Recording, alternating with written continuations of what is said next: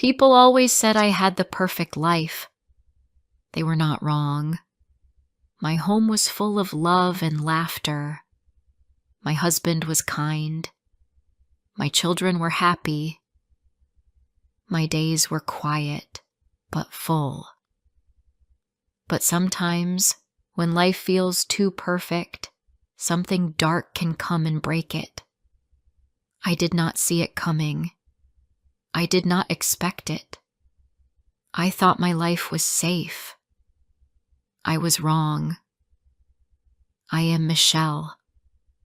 I have 2 children and a husband. His name is Benjamin. He is loved by many people in our town.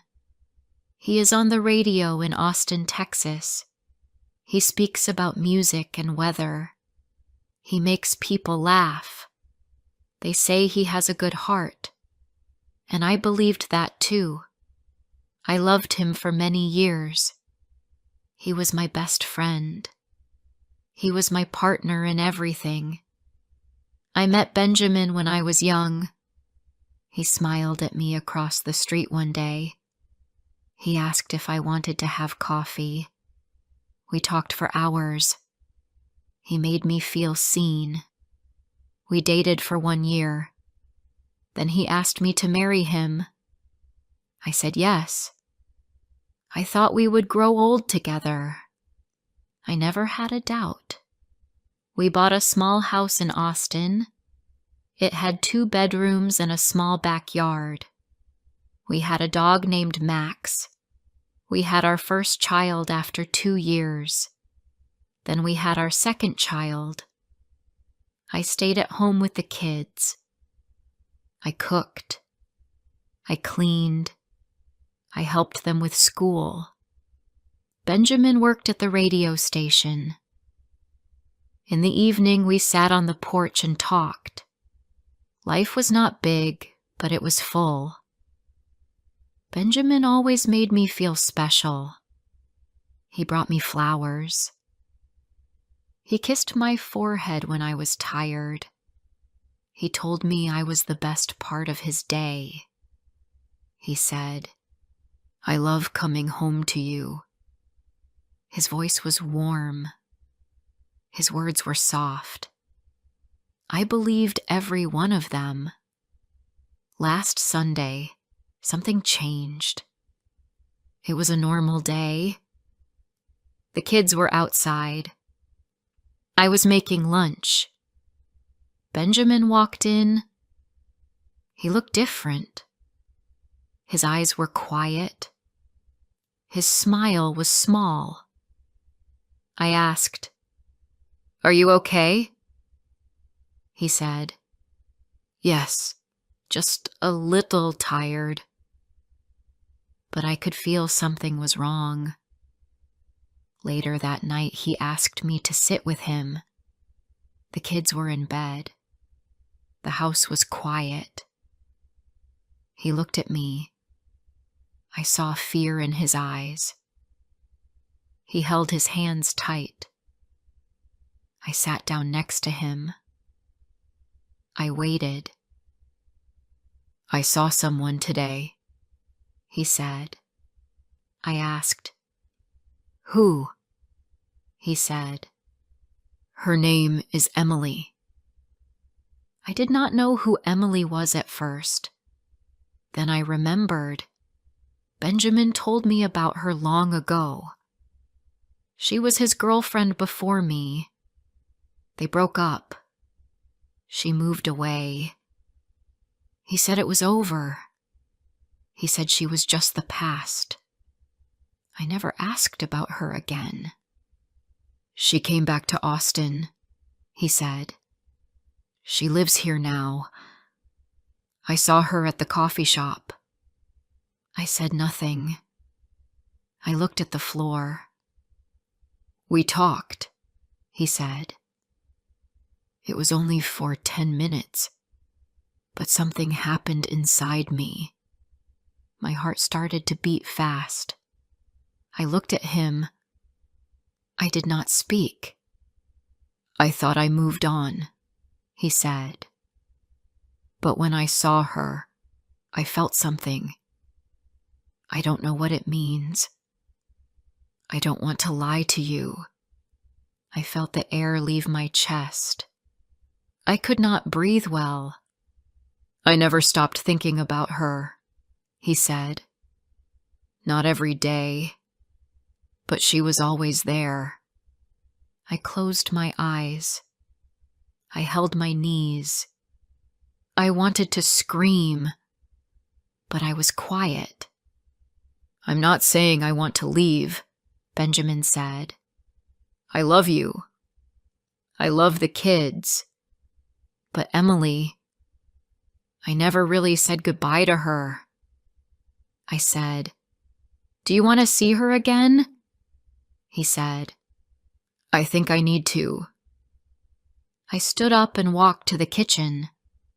My hands were shaking. I poured water but did not drink it. I looked out the window. The sky was dark. My heart was dark too. He came to the kitchen. He said, I want to be honest with you. I don't know what I'm doing. But I had to tell you. I asked, Are you planning a life with her? He said nothing. I asked again, Benjamin, are you thinking about a life with her? He looked at me. His eyes were red. He said, I don't know. That night, we did not talk more. We slept in the same bed, but it felt like two different worlds. I turned my back to him. He did not touch me. I closed my eyes and cried quietly. The next day, I made breakfast like always. I put food on the table. The kids laughed. Benjamin smiled like nothing happened. But everything had changed. I looked at him across the table. He was still my husband, but not fully mine anymore. After he left for work, I sat on the couch. I looked at the family photo on the wall. We were smiling in the picture, but now my smile was gone. In the evening, Benjamin came home with flowers. He gave them to me. I did not take them. I did not meet her, he said. I could not. I sat in the car. I looked at the door, but I thought of you. I thought of our life. I looked at him, and I drove away, he said. But I still think about her. I did not answer. I walked past him. I picked up toys from the floor. I cleaned the table. I did all the normal things. But inside, I was broken. That night he asked, Can we talk? I said, What more is there to say? I'm confused, he said. I'm hurt, I replied. He sat down. He said, I'm sorry. I did not want sorry. I wanted my life back, but I knew it was gone. Now every day feels long. I do not know what he is thinking. I do not know if he will meet her again.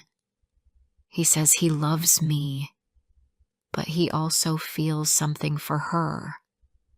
I want to be strong. I want to fight for my family, but I don't want to beg. I don't want to live with a man who loves another woman. I look at my children. They are small. They need both of us. But I also need peace. I need truth. I don't know what to do.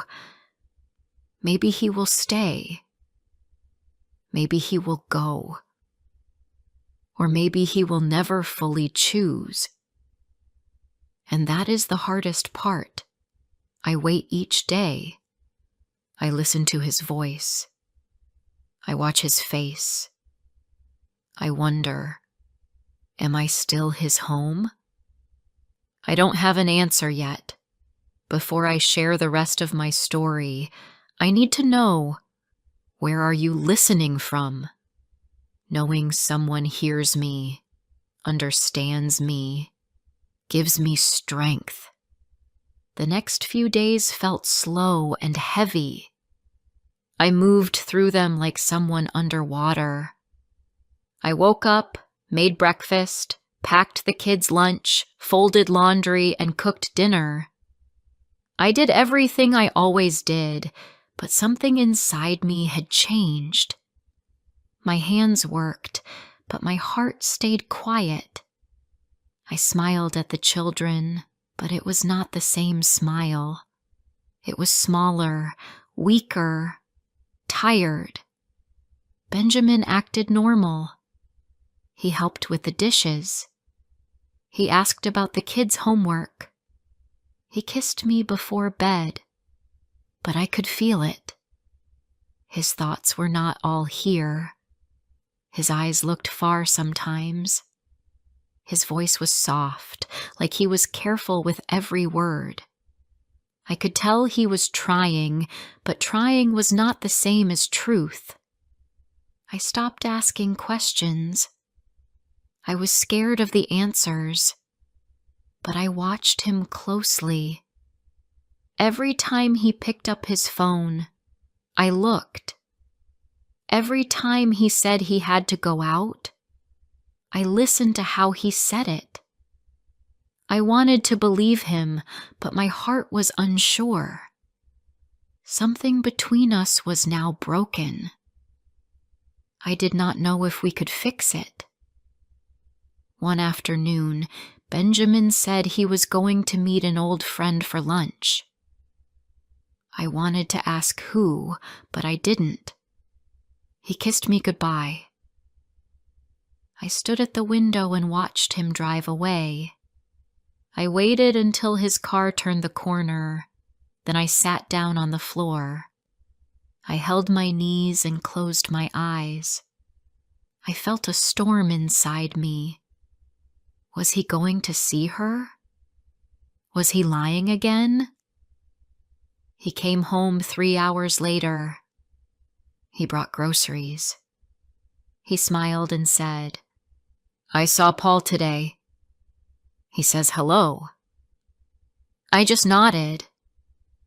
I said, "That's nice." I did not know what was real. I was tired of guessing. That night, after the kids were in bed, I sat outside on the back steps. The air was cold. I pulled a sweater over my shoulders.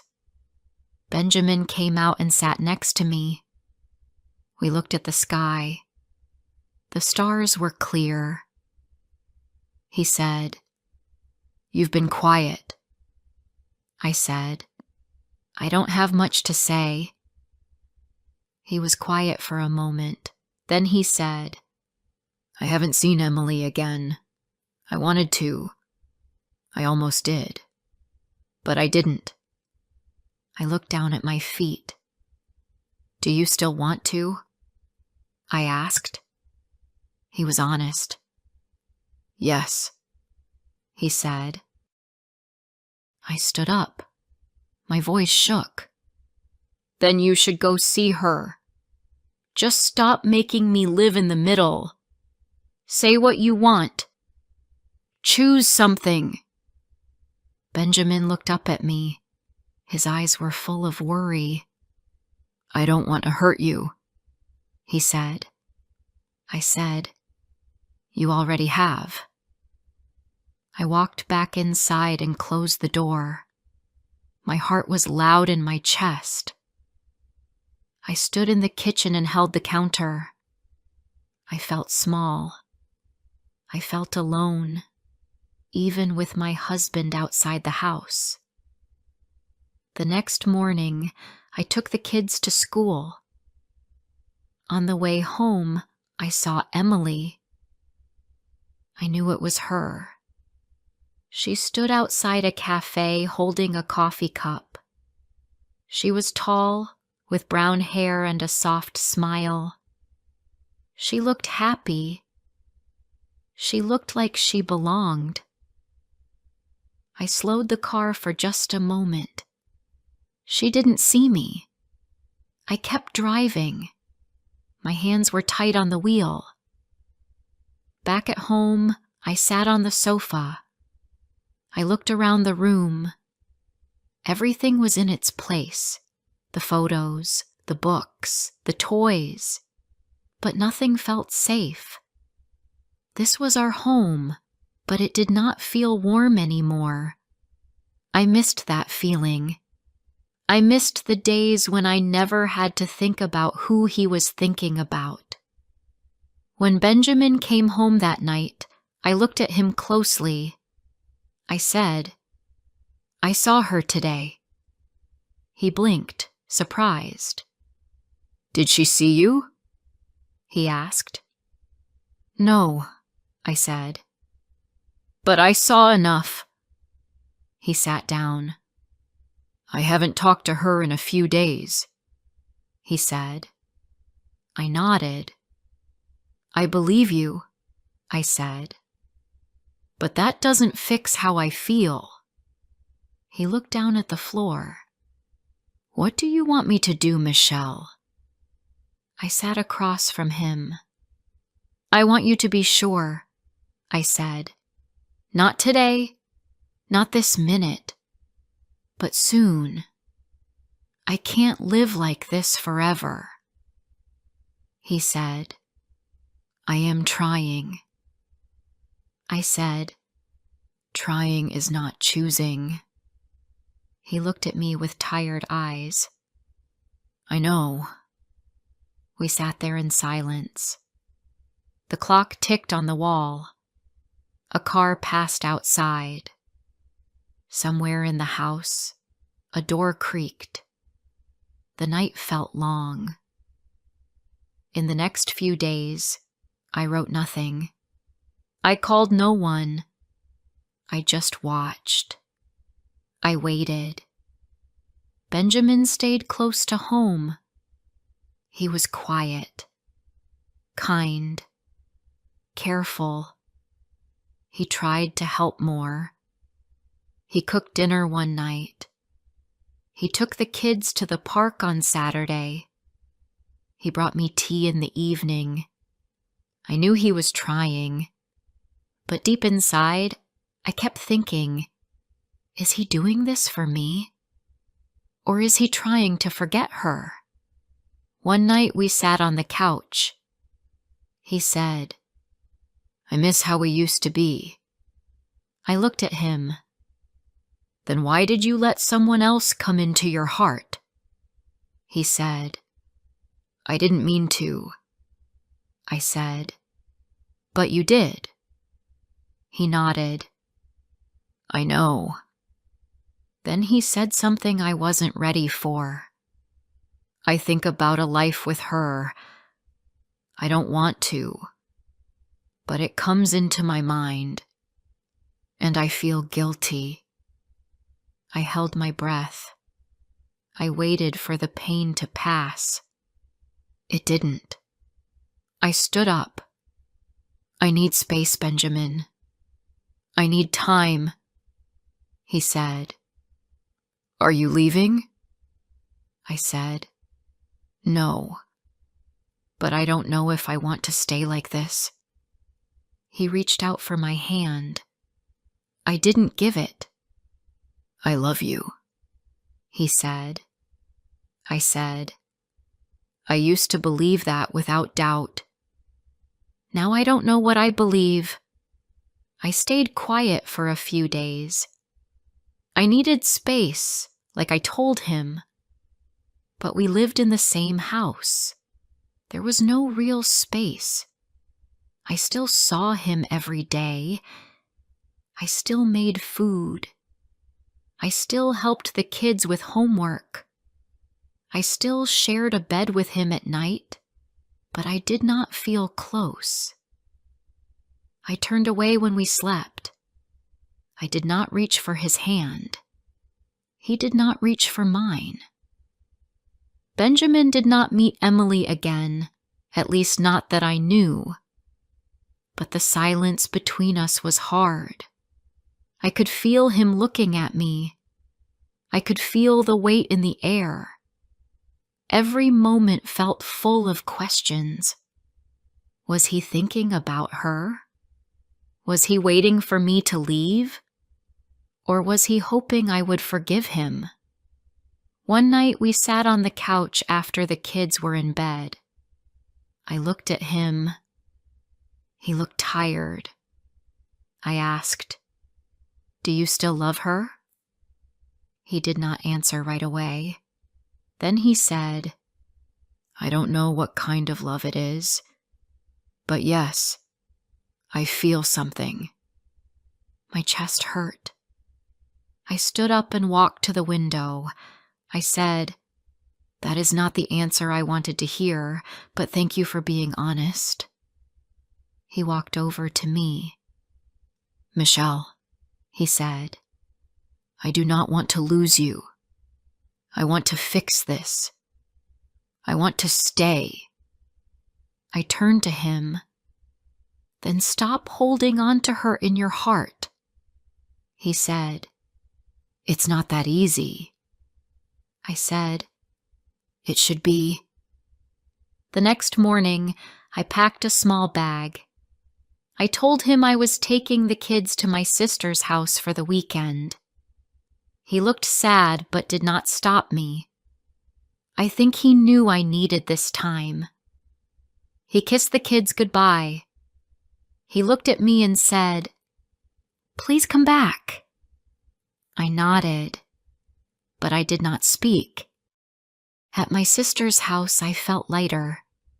The kids played with their cousins. My sister gave me tea and held my hand. I told her everything. She listened quietly. When I finished, she said, "You don't need to rush, but you do need to ask yourself something. Can you live with him knowing he still thinks of her?" I said, "I don't know." She said, "Then stay here until you do." That night, I watched my children sleep on the floor in their sleeping bags. They looked peaceful. I wondered how much they knew. Did they see the change at home? Did they hear the quiet fights? I did not want to hurt them. I did not want to break their family. But I also did not want to live a life full of pain and half-truths. Benjamin called me the next day. He asked if we were okay. I said, "The kids are okay." He was quiet. Then he said, "I miss you." I said, "I miss who you were." He said, "I can be that man again." I said, "I don't know if I believe that." On Sunday night, I drove home. The house was clean. The lights were on. He was waiting at the door. The kids ran to him and hugged him. I walked in slowly. He looked at me. He said, "Thank you for coming back." I said, "This is still my home, but I don't know what it is anymore." We sat down after the kids went to bed. He made tea for both of us. He said, "I didn't call her again." I nodded. He said, "I thought about everything. I want this life. I want you. But I know I broke your heart." I said, "You did. He said, "Can we start again?" I looked at him. I wanted to say yes, but I stayed quiet. That week we lived like two people trying to fix something broken. He helped more. He spoke kindly. He watched me like he was afraid to lose me. I was softer too, but not the same as before. Something inside me had closed. One evening, I saw a letter in the mail. It had no name on the front. I opened it. Inside was a card. Just a simple white card.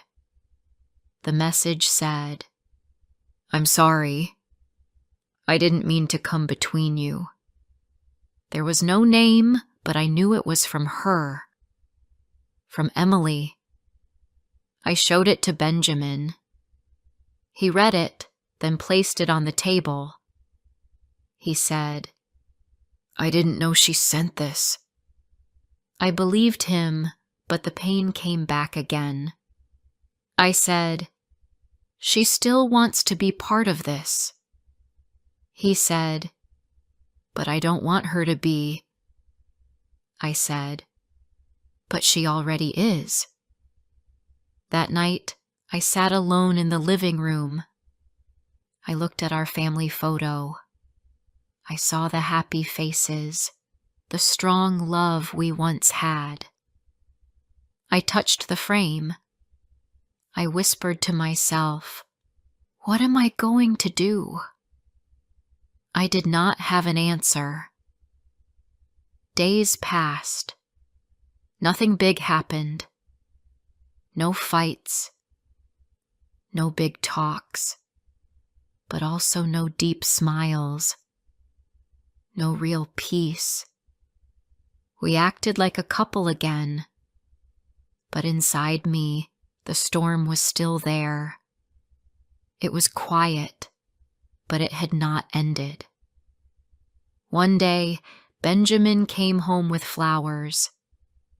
He gave them to me and said, "I know you don't trust me yet, but I'm not giving up." I took the flowers. I placed them in water. I said, "I don't know if I can ever trust you like before." He said, "I'll wait." I said, "What if I never do?" He said, "Then I will live with that."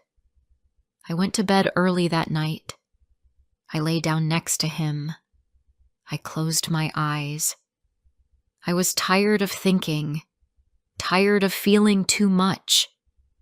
I wanted to wake up and feel nothing, or feel love again, or at least feel sure, but I didn't. I just felt stuck. And that is where I still am. In the middle. Between holding on and letting go. Between pain and hope. Between past and future. I don't know what will happen next. But I do know this. Sometimes love does not break in one loud moment. Sometimes it fades slowly. And you are left standing there, still married, still home, but lost.